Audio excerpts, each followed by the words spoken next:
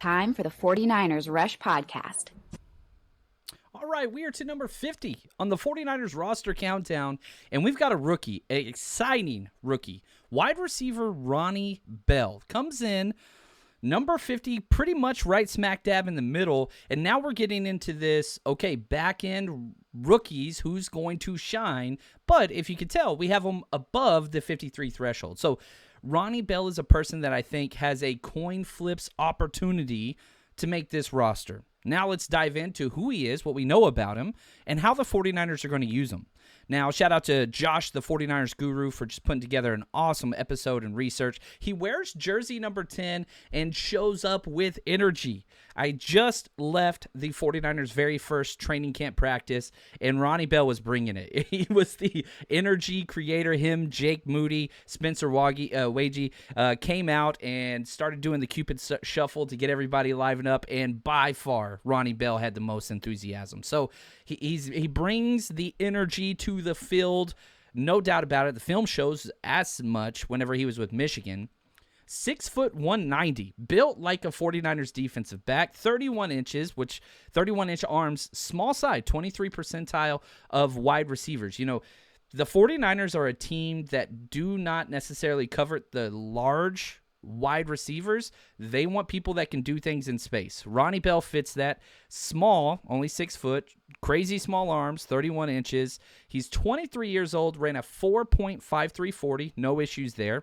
A 1.52 10-yard split, 1.52 seconds. That's top 76% for all NFL wide receivers, and a 6.98 cone. So he's shifty. 38.5-inch vertical, that's great. Now, plug all of his testing metrics and all those things into Mock Draftable. Listen to these comps, these player comps. Mark Clayton, Antonio Bryant, Freddie Mitchell. That's the mold that he is. Undersized, space creator, but that's not really his game, which is kind of weird because his body type says he's going to generate space. That's not what shows on tape. My play style comp for him before the Niners drafted him was a poor man's Jarvis Landry, and I do not mean that as an insult whatsoever. But, you know, he's Jarvis Landry, just perhaps without some of the elite skill sets. But we'll see. We'll see what happens. He's from Park Hill High School in Missouri. English major, which is interesting. 3-star recruit, and was a basketball stud. His whole plan was to go play college basketball, didn't receive a lot of college scholarships, whatever, and Michigan found him by a Michigan coach that was recruiting him and said, man, you got to look at this kid for your football team. And Harbaugh kind of got this awesome, diamond in the rough with Ronnie Bell, and he was incredible. Voted a team captain in Michigan in 2021. I think that's huge. But if we go back to Ronnie Bell in high school, he led Park Hill to its first Suburban Gold Championship, Class 6 state semifinals ever. He was a 3-year starter on basketball team, and he even signed his letter of intent in the basketball with Missouri State. 5-year letterman, just absolutely put up some crazy numbers. If you look at Missouri State high school football history, there's 3 wide receivers that stand out: Dorial Green Beckham, Jeremy Maclin, and Ronnie Bell. That's it. The record book is just those 3 guys. Goes to Michigan, fit right in.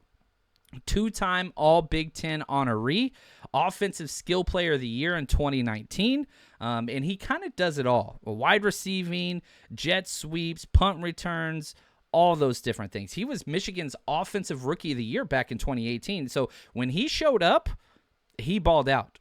And he's reunited now with a few different 49ers players that he already knows. Him and Ambry Thomas were on the same team. Jake Moody on the same team. So there is a large contingency of Michigan players now wearing the red and gold.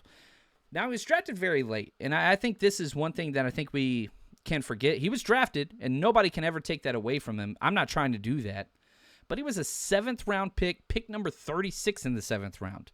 He was picked basically almost a priority undrafted free agent, and a lot of that has to do with, 1, the limited size, and 2, contested catches. Now, if we look at his college kind of resume, stats-wise, 146 career receptions, great. 2,269 yards. Great. 15.6 yards per catch. Amazing. 9 touchdowns, 1 rush touchdown, 2 kick return touchdowns. He's got it all. Does have a torn ACL in his resume back in 2021, but he came back last year in 2022 and played awesome. 760 snaps last year in college. Listen to these PFF grades. 76.9 overall offensive grade, 77.3 in the passing game, 67.6 run blocking. That was a surprise to me because I knocked him for run blocking on my film that I did of him three games, which we have up on Patreon if you want to go check that out. 49ers Rush. Just type in 49ers Patreon and it pulls up. Contested catch rate, one of the lowest I've ever seen. 16.7% contested catches. I think he only has 3 contested catches in his entire career at Michigan. So Shanahan, it's going to take somebody that can scheme up this guy, Debo type style. I'm not saying he's a Debo player, but you've got to generate space for the player. Then he does his damage after the ball's in his hand. So for Ronnie Bell, he should be pumped where he landed. Let's just be very, very clear on that.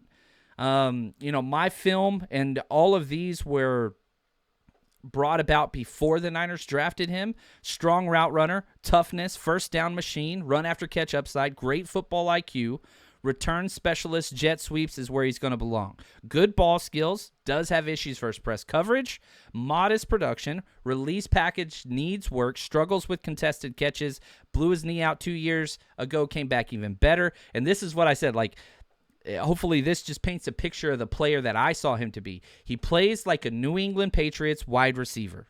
Does his damage within 15 yards of the line of scrimmage. Not really a deep threat, even though that's been a somewhat part of his game. But he's a 15 yards and to the line of scrimmage type guy. Can do work afterwards. He just got to get the ball before then. Does not run block with effort consistently. So we'll see. I'm curious to see where he's going to wind up for the 49ers. Is he going to be the Z Debo role, or is he going to be Juwan Jennings slot type wide receiver? So we're going to have to see here. Now, he was drafted 2 picks before Jalen Graham, number 253 overall, right? So he was the 32nd wide receiver selected this year.